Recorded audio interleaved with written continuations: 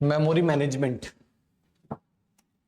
Memory management का मतलब कि किस तरीके से जाके डेटा स्टोर होता है और कौन कौन से काम होते हैं, इनके बारे में पहले अपन जान लेते हैं। ठीक है, तो मेमोरी मैनेजमेंट को जानने से पहले अपन कुछ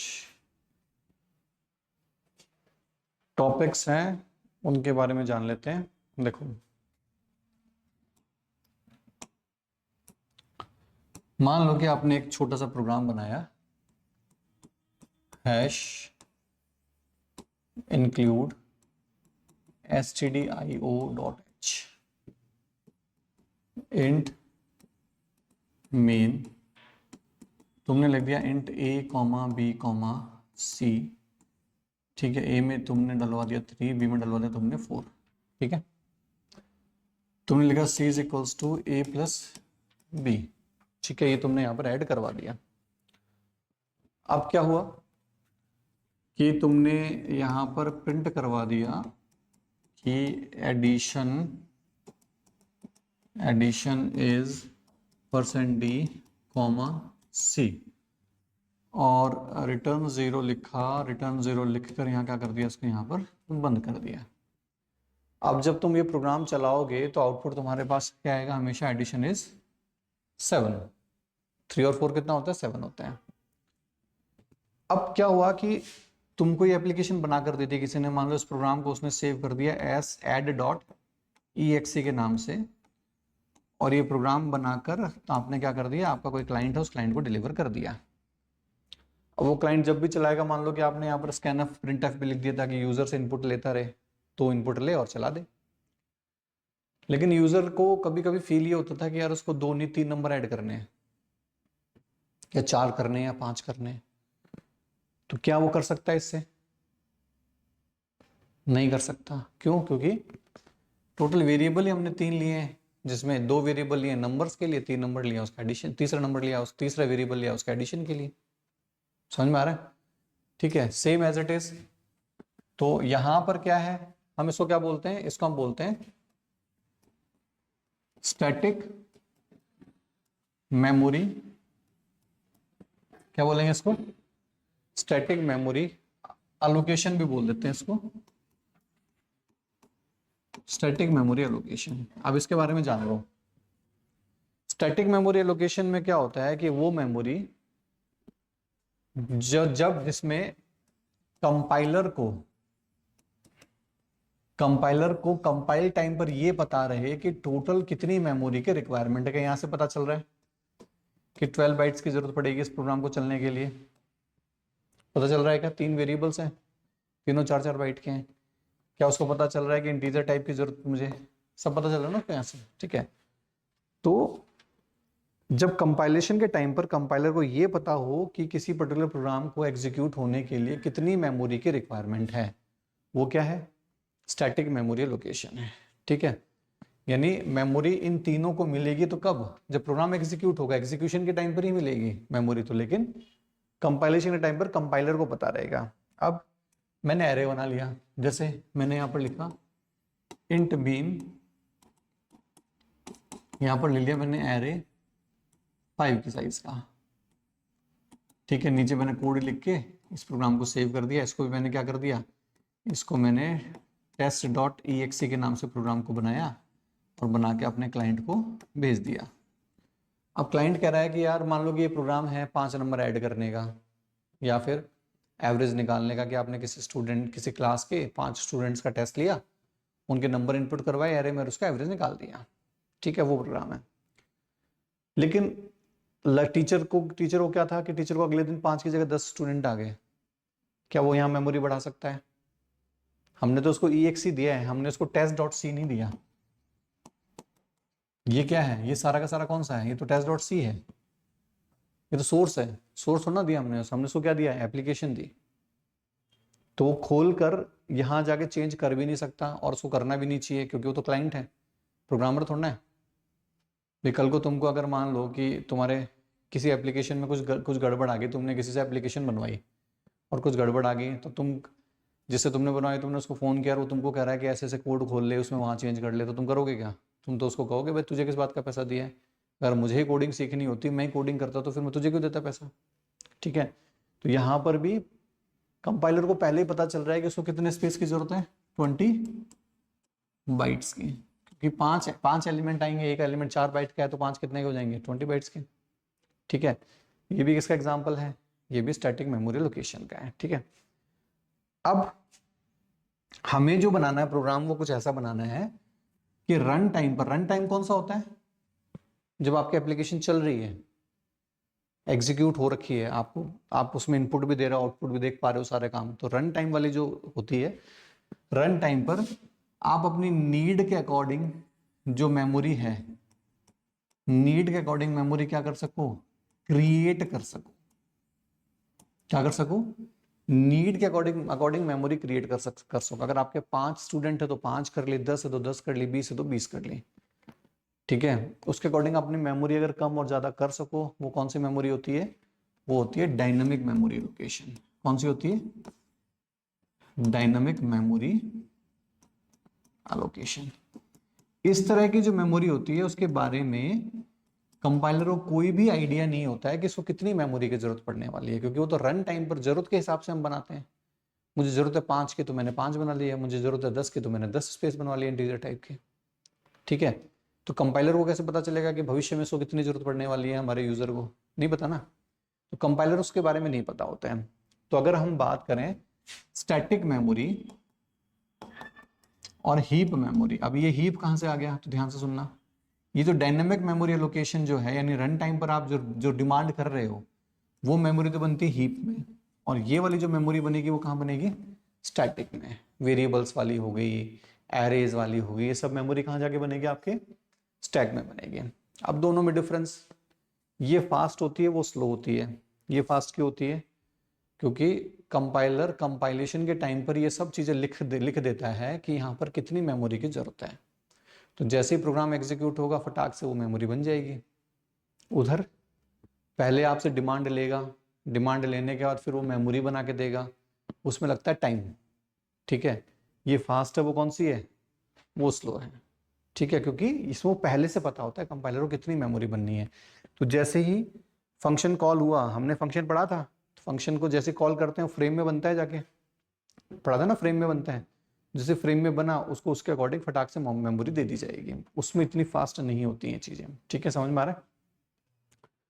तो ये सारे के सारे हैं। अब अपन पढ़ते हैं वापस से, मेमोरी एलोकेशन की बात करते हैं। तो मेमोरी मैनेजमेंट की जरूरत क्यों पड़ी, पहले तो ये देखते हैं। तो सबसे पहले स्टैटिक मेमोरी मैनेजमेंट की बात करते हैं। तो कह रहा है कि static memory management allocation, the compilers knows at the time of compilation how much memory will be required to execute the program। ये पढ़ा हमने कितनी मेमोरी की जरूरत पड़ेगी, जैसे एडिशन वाला प्रोग्राम हमने बनाया था, अभी एरे वाला बनाया था ना, वो वाला।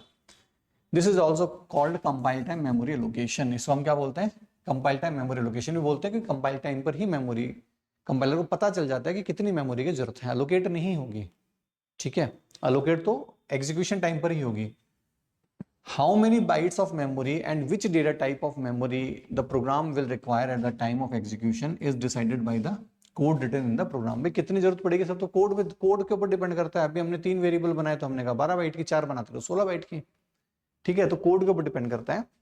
इन static memory allocation, memory is not allocated to any variable in RAM, ठीक है। यानी कि स्टैटिक मेमोरी एलोकेशन जो होती है, उस टाइम पर कोई रैम में मेमोरी नहीं मिलती है। उस टाइम पर सिर्फ यही चेक किया जाता है कि कितनी मेमोरी की जरूरत पड़ेगी। रैम में तो वो कब बनेगी, जाके जब वो पर्टिकुलर फंक्शन कॉल होगा या जब वो प्रोग्राम एग्जीक्यूट होगा, तब मेमोरी मिलेगी।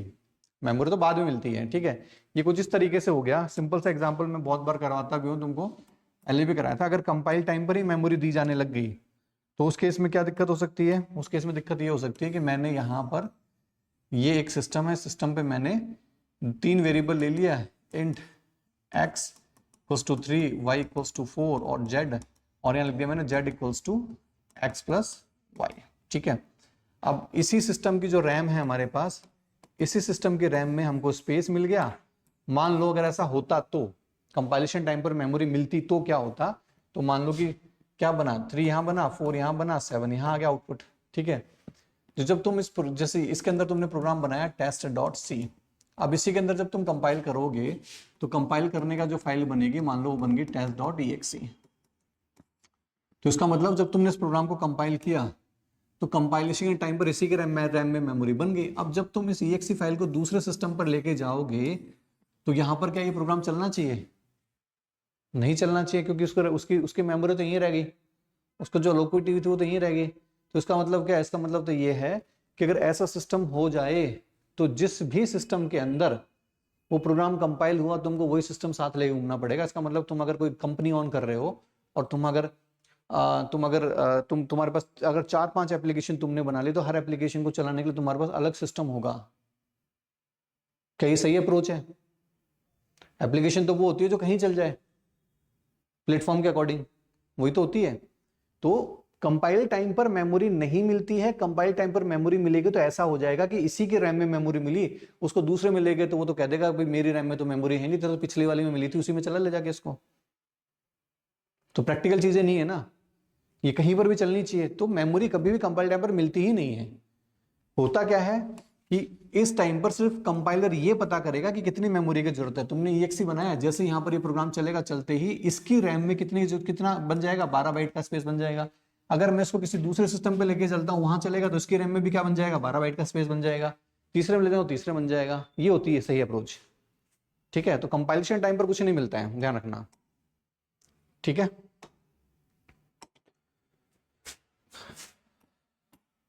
चलिए। Variable always get memory only at program execution. कब मिलता है उसको? प्रोग्राम एग्जीक्यूशन के टाइम पर ही मेमोरी मिलती है। जैसे यहां पर अगर देखेंगे तो इसको कितनी मेमोरी की जरूरत पड़ेगी? 4, ये 40, ये 50। ठीक है, क्योंकि इंटीजर टाइप का है तो 40, कैरेक्टर टाइप का है तो 50। ठीक है। डायनेमिक मेमोरी मैनेजमेंट क्या होता है? The memory that is allocated and deallocated at run time is called run time memory. The compiler does not know about run time memories at compile time. Compile time पर उसको नहीं पता होता कि कितनी मेमोरी की जरूरत पड़ेगी। ठीक है, अभी नीचे तुमको समझ में आ जाएगा कि क्यों है, कैसे है। By using dynamic memory location, we can use memory more efficiently at run time according to the requirement। यानी कि ज्यादा efficiently हम मेमोरी को यूज कर सकते हैं। कैसे यूज कर सकते हैं? अब मान लो कि मैंने अपने प्रोग्राम के अंदर एक एरे बनाया, मैंने एक एरे बना लिया ARR 50 के साइज का, लेकिन मेरे काम आया 40 ही, क्योंकि मेरे पास डेटा ही 40 था, मैंने 40 ही काम में ले पाया। कितनी मेमोरी वेस्ट हुई? 10 की, यानी कि 10x4 40 बाइट्स खराब हो गए मेरे। अगर मुझसे पहले पूछ लिया जाता कि भाई तुम्हारे पास डेटा कितना है रन टाइम पर, मैं कहता 40, तो मेरे लिए कितना स्पेस बनता? पहले 40 बाइट का ही बनता।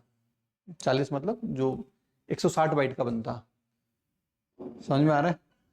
तो अगर रन टाइम पर ही मुझे पता चले, अब अगर मान लो कि मुझे 50 की जगह मुझे 60 की जरूरत है, तो क्या बढ़ेगा? नहीं बढ़ेगा। स्पेस भी मेरे पास 50 ही रहा, तो मैं एक्स्ट्रा कहां से लाऊं? लेकिन डायनेमिक मेमोरी लोकेशन के टाइम पर हम बढ़ा भी सकते हैं और घटा भी सकते हैं। दोनों तरह के चांसेस हमारे पास रहते हैं। दोनों जो केसेस हैं उसमें ये सही रहता है। तो ये कह रहा है कि मेमोरी को ज्यादा एफिशिएंटली हम लोग रन टाइम पर यूज में ले सकते हैं। By using dynamic memory location we can locate any type of memory in any quantity as required. कितनी भी, किसी भी तरह की कितनी भी क्वांटिटी मेमोरी हम बना सकते हैं। ठीक है, जरूरत के हिसाब से। Dynamic memory location happens in heap memory. कहां बनती है ये? हीप मेमोरी बनती है, अभी भी तुमको बताया था। ठीक है, अब डायनेमिक मेमोरी लोकेशन के जो फंक्शंस होते हैं कौन कौन से हमारे पास? 4, मैलॉक, कैलॉक, रीअलॉक और फ्री। थोड़े से इसके बारे में जान लेते हैं। ठीक है, जैसे मान लो कि मुझे इंटीजर टाइप की, ठीक है, मेमोरी की जरूरत है। ठीक, तो कैसे बनेगी? पहले तो उसके हम सिंटेक्स के बारे में जान लेते हैं। मैलॉक फंक्शन को लिखा जाता है इधर ऐसे, और इसके अंदर लिखी जाती है साइज। किसकी साइज? कि भाई कितनी मेमोरी की आपको जरूरत है। ठीक है, जैसे मैंने लिख दिया, मैंने लिखा मैलॉक और इधर लिख दिया मैंने 8। तो ये क्या करेगा कि रैम के अंदर मुझे 8 बाइट का एक स्पेस बनाकर दे देगा। कितने बाइट का? 8 बाइट का। ठीक है, अब अभी तक हमने पढ़ा था कि कोई भी जो स्पेस होता है उस स्पेस की एक प्रॉपर्टी और होती है, और वो कौन सी होती है? उसका डेटा टाइप, कि वो किस टाइप की वैल्यू अपने पास रखेगा। क्यों? जब हम नॉर्मल बनाते हैं तो क्या लिखते हैं हम? इंट ए। तो यानी कि 4 बाइट का स्पेस किस टाइप का बनेगा? इंटीजर टाइप का। लेकिन यहां तो कुछ पता ही नहीं चल रहा है कि इंटीजर है, फ्लोट है, कहीं लिखा हुआ है कुछ ऐसा? नहीं लिखा हुआ। तो 8 बाइट का स्पेस बनाएगा और इसका जो डेटा टाइप होगा वो कौन सा होगा? वॉइड। कौन सा होगा? वॉइड। और इसके अलावा ये जो मेमोरी बनी, इस मेमोरी की 2 प्रॉपर्टीज हैं। पहला एड्रेस, 2 तरीके से हम इसको एक्सेस कर सकते हैं। दूसरा नेम। इस मेमोरी का नाम क्या है? ए है ना? क्या इस मेमोरी का कोई नाम है?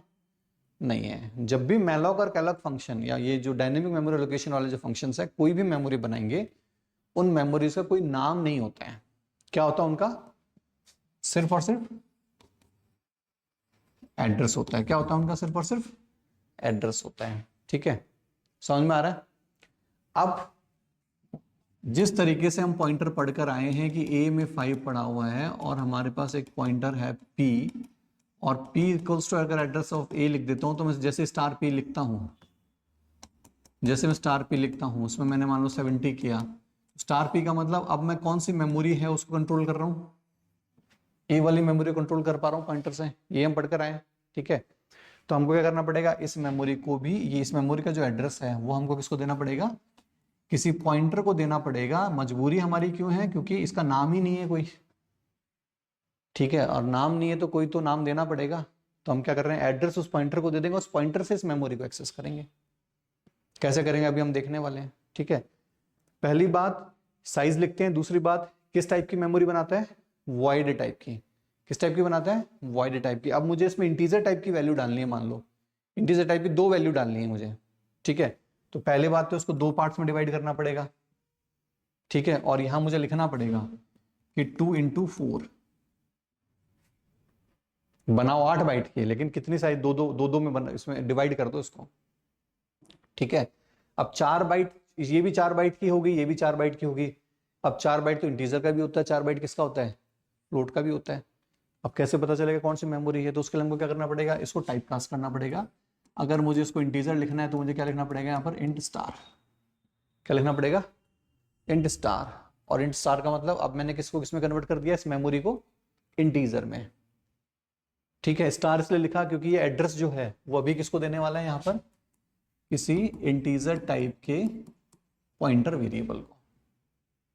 अब ये कंप्लीट हो गया। ठीक है, मैलॉक के अंदर साइज लिखी जाती है। ठीक है, साइज को टाइप कास्ट करने की जरूरत क्यों पड़ी? क्योंकि वो मेमोरी किस टाइप की बनाता है? वॉइड टाइप की। ठीक है, नाम नहीं होता, एड्रेस होता है, और वो एड्रेस कौन होल्ड करके रखेगा अपने पास? पी। कौन एड्रेस कौन होल्ड करके रखेगा? पी। ठीक है, आ रही बात समझ में? ठीक है, तो इस तरीके से काम करते हैं। चलो अभी देखते हैं वापस से, और सबसे पहले मैलॉक की बात करते हैं। ठीक है, अब यहां पर एक एग्जांपल देखते हैं। सबसे पहले ये देखो, यहां पर हमने क्या किया कि 5 स्पेस बनाए। Size of int, size of operator क्या रिटर्न करता है? साइज क्या रिटर्न करेगा वो यहाँ पर? 4। तो इंटरनली मतलब ये क्या कर रहा है कि 5 इंटू 4। ठीक है, यानी 4 4 के साइज के कितने बना दो? 5। 1 2 3 4 5, 5 हमको बना कर दे देगा। यहाँ इंट लिख दिया, इसका मतलब ये नहीं कि इसने यहाँ पर कन्वर्ट कर दिया, नहीं, वो तो सिर्फ क्या निकाल कर दे रहा है? साइज ही निकाल कर दे रहा है। अगर मैं यहाँ पर ये नहीं लिखकर ऐसे 5 इंटू 4 भी कर देता तो भी मेरा काम हो जाता। समझ में आ रहा है? ठीक है, ये बना। हर एक ब्लॉक की क्या साइज है? 4 बाइट्स। ठीक है, टाइप क्या है इस ब्लॉक का? वॉइड। अब इसको हमें कन्वर्ट किस में करना है? इंटीजर में। तो कह रहा है कि दिस इज टाइप का statement which will convert to the dynamically created memory from void to integer type। जो डायनेमिकली मेमोरी बनेगी वो किस टाइप की बनेगी? void टाइप की। उसको किस में कन्वर्ट किया जा रहा है? इंटीजर में कन्वर्ट किया जा रहा है। ठीक है, दोस्तों उसके किसने किस में कन्वर्ट कर दिया? इंटीजर में कन्वर्ट कर दिया। और यहां लेने के लिए कौन बैठा है? Pointer type variable. This is an integer type pointer variable which will hold the address of dynamically created memory. ठीक है, वो क्या कर रहा है कि size of each block must be same as the size of integer. क्या कर रहा है? कि जो ब्लॉक बनेगा उसकी साइज किसके बराबर होनी चाहिए, इंटीजर के बराबर होनी चाहिए। इंटीजर टाइप की नहीं, इंटीजर की साइज के बराबर होनी चाहिए। नहीं कि 4 बाइट की बात कर रहा है, सिर्फ वो टाइप की बात नहीं कर रहा। टाइप की बात कौन करेगा, ये। ठीक है, चलिए ये बना कर देगा इंटीजर साइज का, ये बना कर देगा फ्लोट साइज का, ये बना कर देगा क्या 40 बाइट्स का इंटीजर टाइप का एरे। ठीक है, ये क्या बना के देगा 50 बाइट्स का कैरेक्टर स्ट्रिंग। ठीक है, फ्री फंक्शन क्या काम आता है, अभी अभी तुमको बताया था कि जब भी तुम कोई मेमोरी बनाते हो, जैसे ये मेमोरी बनी, अब ये जो मेमोरी बनी वो किसके अंदर बनी, हीप मेमोरी के अंदर। अभी भी बताया था डायनेमिक मेमोरी कहाँ बनती है, हीप के अंदर। अब हीप मेमोरी ऑटोमेटिकली इसको डिलीट नहीं करती है। हीप के अंदर एक बार जो मेमोरी बन गई उसको तुम्हें मैनुअली हटाना पड़ता है सी लैंग्वेज के अंदर। ठीक है, तो मैनुअली हटाने के लिए तुमको क्या करना पड़ता है, फ्री लिखना पड़ता है। फ्री फंक्शन हमको दिया गया और उस फ्री फंक्शन में उस एड्रेस को पास किया जाता है जो कि इस मेमोरी को मिला हुआ है। ठीक है, तो जैसे तुम फ्री के अंदर एड्रेस लिख दोगे तब जाकर इस मेमोरी को हीप से हटाया जाएगा। अगर तुम नहीं हटाते हो तो हो सकता है कि तुम्हारी हीप मेमोरी भरने के चांसेस हो। ठीक है, तो यही यहां पर बताया जा रहा है। इसका एग्जाम्पल देखते हैं सबसे पहले। देखो इधर देखते हैं ये वाला एग्जाम्पल। देखो सबसे पहले क्या हो रहा है, यहाँ पे हमसे एरे की साइज पूछी जा रही है। क्या पूछी जा रही है, एरे की साइज। डायनेमिक एरे है, वो वाला एरे नहीं है, ध्यान रखना। ठीक है, देखो इधर size of it int into size. अब मान लो साइज में मैंने क्या दे दिया 5, क्या दिया 5, साइज में 5 पड़ा हुआ है। तो जब हीप एरिया के अंदर जो बनेगा वो कितने साइज का बनेगा, 5 1 2 3 4। ठीक है, कितने साइज का बनेगा, 5 के साइज का बनेगा। ठीक है, बना लिया। बनाने का हमने क्या किया, मान लो कि इसको जो एड्रेस मिला वो कितना मिला 100, इसको मिला 1004, इसका मिला 1008 1012 1016। ठीक है, तो इसका जो एड्रेस है, स्मॉलेस्ट एड्रेस है 1000, वो किसको दे दिया गया, इस ARR नाम के इंटीजर टाइप के पॉइंटर को।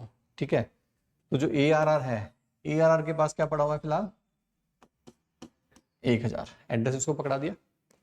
ठीक है, अब एड्रेस देने के बाद, क्योंकि एड्रेस कैसे बना कि इंटीजर यानी कितना क्या होता है 4 बाइट के कितने बना दो 5, साइज में हमने क्या देता 5। ठीक है, बनाया, एड्रेस दे दिया ARR। अब हम सीधा प्रिंट करवा रहे हैं इस ARR के आई को प्रिंट करवाने की कोशिश कर रहे हैं और कुछ नहीं कर रहे हैं लेस देन साइज तक। क्या हमने उसमें कुछ इनपुट डलवाया, नहीं डलवाया ना, सीधा प्रिंट करवा रहे हैं बिना इनपुट डलवाए। और बिना इनपुट डलवाए अगर आप यहां पर प्रिंट करवाओगे तो जो वैल्यूज प्रिंट करवाएगा वो कौन से प्रिंट करवाएगा, गार्बेज। क्योंकि मैलॉक फंक्शन जो होता है वो जो भी मेमोरी बनाता है उस मेमोरी के अंदर डिफॉल्ट वैल्यू हमेशा क्या जाती है, गार्बेज जाती है। एरे में क्या जाती थी 0, है ना, इसमें क्या जाएगी गार्बेज। ठीक है, इसमें गार्बेज गई। अब हम यूजर को कह रहे हैं भाई तुम इनपुट डालो, इधर तो हम इनपुट डलवा रहे हैं, यूजर को क्या कह रहे हैं इनपुट डालो।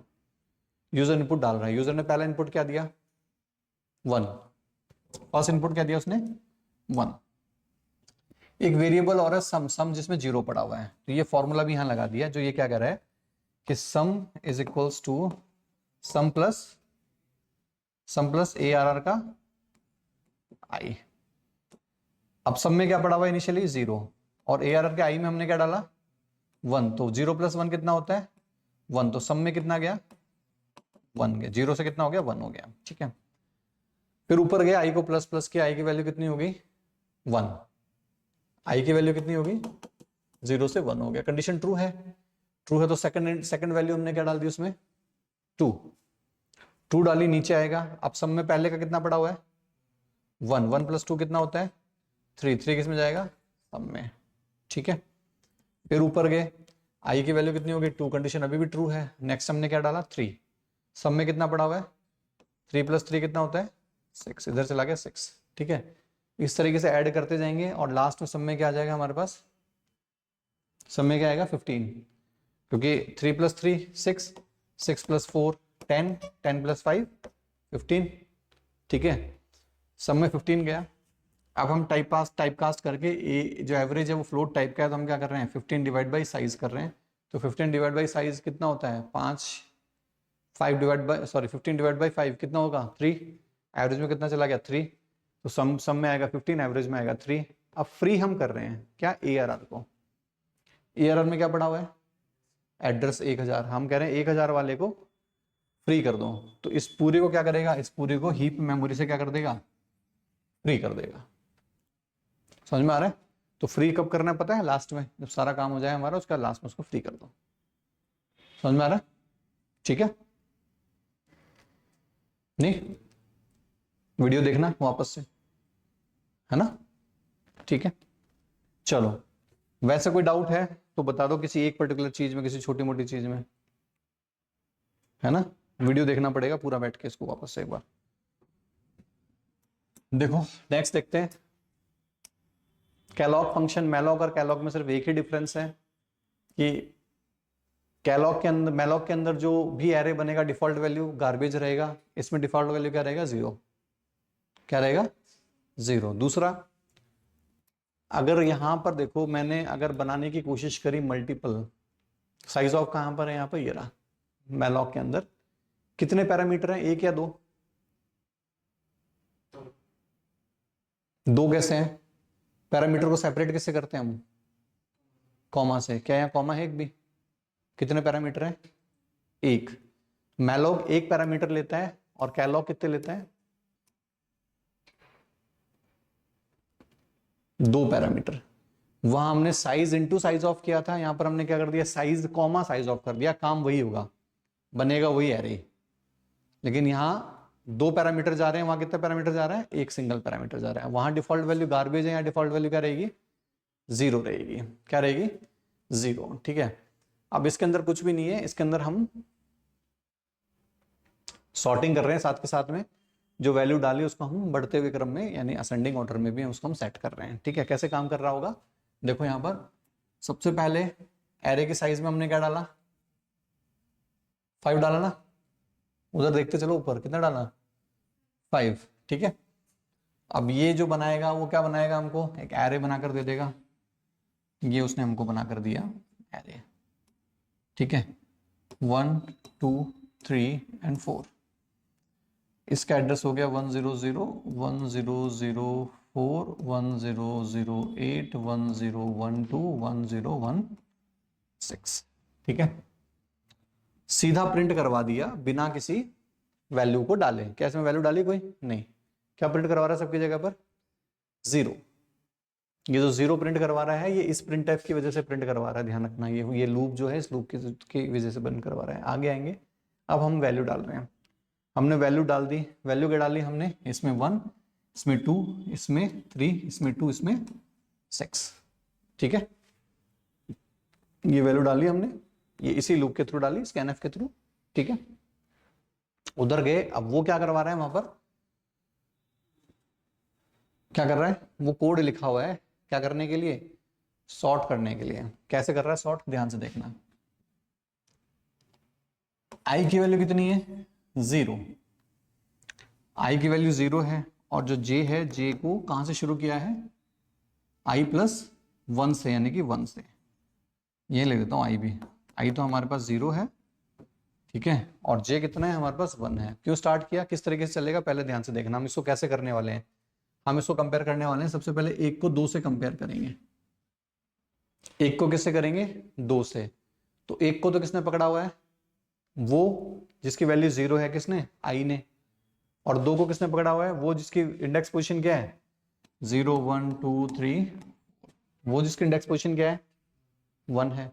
इसीलिए हमने 1 से शुरू किया। अगर मैं जे को 0 से शुरू करता तो 1 को 1 से ही कंपेयर करता, क्या कोई मतलब है करने का, नहीं है। ठीक है, तो यहां क्या कर रहा है कि ए आर आर का जे, जे में क्या पड़ा हुआ है,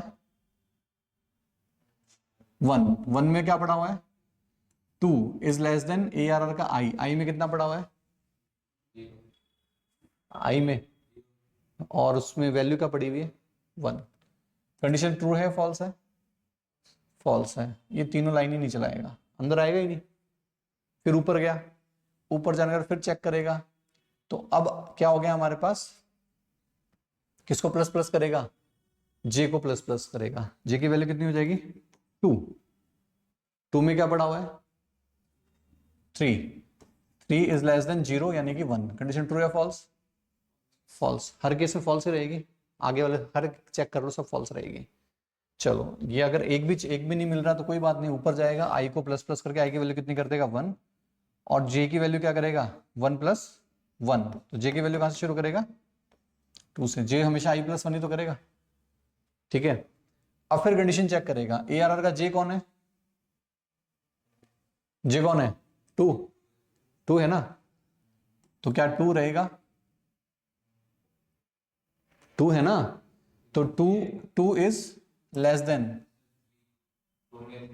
2 में 3 है ना, हाँ, तो 3 इज लेस देन आई में कितना पड़ा हुआ है, आई में 1 है, तो 1 पे वैल्यू क्या पड़ी हुई है, तो ये बोला करो सीधा, कंसीडर ट्रू या फॉल्स, फॉल्स। क्या एक भी स्वैपिंग होगी आगे तक, 2 के केस में भी नहीं होगी, अगर इक्वल्स टू होता तो हो जाती, अब तो होगी नहीं, होगी क्या कोई भी नहीं होगी, ठीक है। लास्ट में आगे बढ़ेगा, आई की वैल्यू कितनी हो जाएगी 2, और जे की कितनी हो जाएगी 3। अब देखो जे के 3 में क्या पड़ा हुआ है 2, और आई में क्या पड़ा हुआ है, आई में क्या पड़ा हुआ है 3, आई 2 है ना 3, कंडीशन ट्रू या फॉल्स, ट्रू है। अब अंदर आएगा, अंदर आके एक टी नाम का वेरिएबल और है, इस टी नाम के वेरिएबल में ए आर आर के आई में जो पड़ा हुआ है, यानी कि ए आर आर के 2 में क्या पड़ा हुआ है 3 किसको दे देगा टेम्प को। ए आर आर के जे में कौन पड़ा हुआ है, जे कौन है अभी 3 है ना, मतलब 3 वाली पोजीशन में कौन पड़ा हुआ है 3, मतलब 2 है ना, तो कह रहा है कि जो 2 है 2 किसको दे दो ए आर आर के आई को, आई मतलब 2, यानी कि इसको, इसमें क्या डाल दो 2 डाल दो, ठीक है। 3 हट गया वहां से, लेकिन शुक्र है कि 3 हमने कहां रख लिया था पहले टी में, तो हम टी से लेकर किसको दे देंगे, टी को लेकर दे देंगे इसको जे 3 को, यहां पर आ गया 3, लग रहा है थोड़ा थोड़ा शॉर्ट होने लग गया, थोड़ा थोड़ा क्या मतलब पूरा ही हो गया, तो है ना, समझ में आ गया। फिर आगे नहीं होगा, फिर अगर हम इसको कितना कर देते हैं 3 और इसको क्या कर देते हैं 4, तो 3 और 4 के आपस में हो रहे हैं, नहीं हो रहे ना, तो इसका मतलब ये पूरा का पूरा सॉर्ट हो गया। इस कोड ने पूरा ये काम किया, इसने प्रिंट करवा दिया और लास्ट में हमने क्या कर दिया उसको फ्री कर दिया, और ARR में क्या डाल दिया नल डाल दिया, पॉइंटर है नल डाल दिया हमने, काम खत्म हो गया, हमने नल डाल दिया ताकि अगर नीचे कहीं और काम में लेना हो तो ले सकते हैं उसको काम में। आगे समझ में किस तरीके से काम कर रहा है, ठीक है। रीअलॉक क्या करता है, देखो रीअलॉक पहले से बनी हुई मेमोरी जो है उसको कम या ज्यादा आप कर सकते हो रीअलॉक की हेल्प से, ठीक है। पहले से बनी हुई मेमोरी को आप कम या मतलब ज्यादा कर सकते हो। जैसे हमारे पास हमने क्या किया कि सबसे पहले एरे की 1 की साइज हमने ले ली, तो एरे 1 की साइज हमने क्या दी 2, क्या दे दी 2, तो हमने वहां पर एलिमेंट्स डलवाए, यानी पहला जो एरे मेरे पास बना, इस पहले एरे में हमने एलिमेंट डलवा दिए 1 और 2, ठीक है। हमने क्या किया एरे बना दिया, साइज क्या थी हमारे पास S1, तो कैलॉग के थ्रू हमने बनाया था, तो ये वाला जो एरे हमने बनाया किसके हेल्प से बनाया कैलॉग के हेल्प से बनाया, ठीक है। इसमें हमने इनपुट भी डलवा दिए 1 और 2, तो ये सारा का सारा कोड क्या हो गया कि पहला ये तो उसने साइज मांगी, इसने हमारे लिए एरे बना कर दिया और इसने एरे में वैल्यूज डलवा दी, स्कैनफ लिखा हुआ है ना इसके अंदर, ठीक है। उधर बढ़ेंगे, अब सेकंड एरे के लिए नंबर ऑफ एलिमेंट्स पूछ रहा है हमको, ठीक है। तो सेकंड एरे का नंबर ऑफ एलिमेंट्स कितने हैं हमारे पास 3, क्या है 3। अब जब हम वापस बनाएंगे तो हम चाहते हैं कि इसी के आगे बने, यानी ये तो बना हुआ है 3 और बना दे, टोटल क्या साइज कर दे इसकी 5। भाई रीअलॉक का मतलब ये है कि पहले से बना हुआ है 2 साइज का, तुमको और मेमोरी की जरूरत पड़ी तो तुमने पहले वाले एलिमेंट जो हमारे पास पड़े ही है तुमने 3 और जुड़वा दिए साथ में, टोटल कितने हो जाएंगे 5, आ रहा समझ में, ठीक है। तो इसने जो बनाया वो कितनी साइज का बना कर दिया, देखो ARR, तो ये है ही हमारे पास ARR कौन था भाई ये वाला, कितनी साइज लेके बैठा है, कितनी साइज का एरे लेके बैठा है 2 साइज का, मतलब कितने एलिमेंट है इसमें 2 एलिमेंट, ARR इसी को लेके बैठे हैं ना, ठीक है। तो पहले क्या करेगा कि और size of int into S2, यानी अब जो नेक्स्ट जो बनाएगा, नेक्स्ट जो 3 बनाएगा वो तीनों किसके साथ बनाएगा, इसी ARR के साथ जोड़ देगा उनको बना के। किसके साथ जोड़ देगा, ARR के साथ, ठीक है। और वो एड्रेस ARR के पास पहले जो इसका एड्रेस हुआ करता था, अब वो किसका एड्रेस हो जाएगा, मतलब रहेगा तो उसका वही दोबारा जो बनेगी मेमोरी, तो अब वो इससे कनेक्ट हो जाएगा 5 वाले से, ठीक है।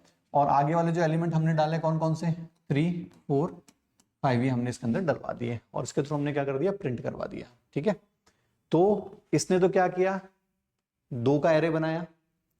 इसने क्या किया, वापस से साइज पूछी, भाई तुमको और कितने एलिमेंट चाहिए, 2 तो तुम्हारे पास हैं, उसने कहा मुझे 3 और चाहिए, मुझे टोटल 5 चाहिए, पहले वाले रहने दो, उसमें 3 और जोड़ दो, ठीक है। हमने 3 और जुड़वा दिए।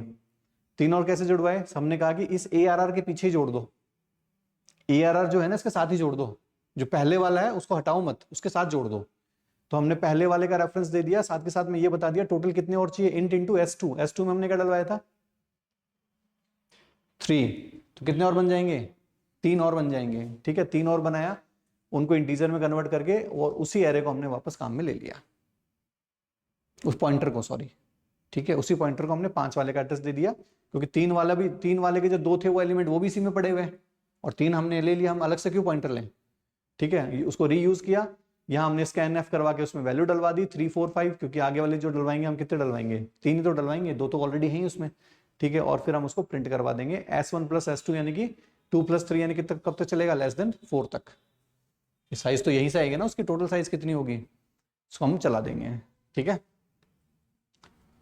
तो ये थे हमारे पास डायनेमिक मेमोरी लोकेशन किस तरीके से चलती है, ये है जो कि तुमको कल देखने हैं,